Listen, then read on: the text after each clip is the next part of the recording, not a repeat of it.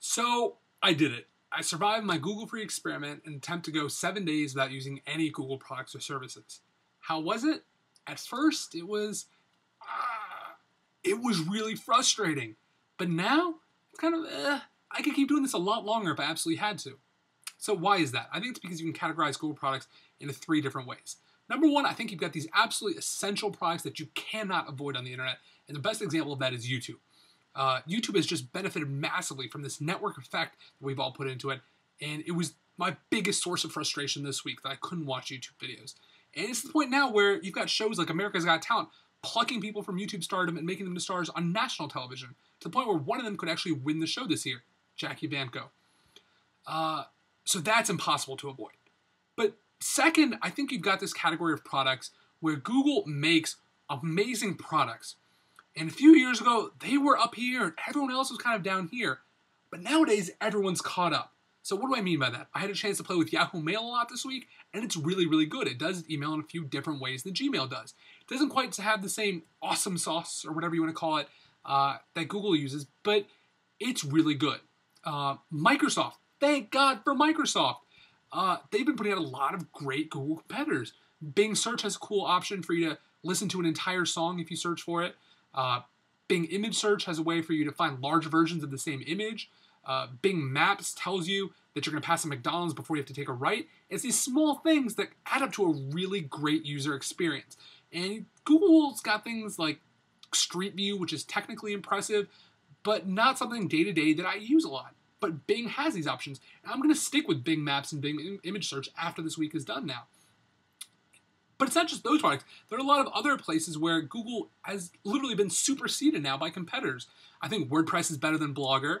Flickr is better than Picasa. Firefox, I would still say, is better than Chrome. And OpenDNS is better than Google DNS. So Google is still this great force on the internet, but a lot of these other companies, small and large, have caught up a great deal, and that's great for us as internet users. And then third, I think you've got this category of kind of superfluous, inessential products. I think the best example is Google Voice. It's a great service. I've been using it since it was known as Grand Central day one, and I love it. But I didn't need it this week. I didn't feel lost without it. I know a lot of people would. If you use Android, maybe this is more integrated into your device, but not for me.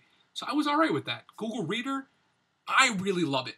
But most people have never even heard of RSS, so they don't need this product.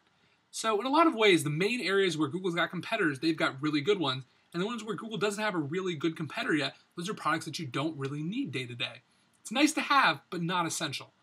So overall, what's my takeaway from this week? I'm really excited about the future of the internet. Really excited, right? Google's got competitors in all different directions. They've got Apple, Microsoft, Yahoo, Facebook, Twitter. It's just all these different companies are competing with them on all these different fronts, and it's really making them step their game up. And a lot of places, these other companies are superseding the bar that Google has set to the benefit of end users. So I was really excited to kind of experiment with these different products, find out some of these cool smaller features that most people would never know about if they didn't try them at length. And now that I've gotten to use them and I've really experienced their benefits in my regular day-to-day life, I'm sticking with some of them. And I hope this convinces some of you to try the same thing. Take the plunge. It's not that impossible, as much as I even thought it was a week ago. So if anyone else tries the experiment, I would love to know about it.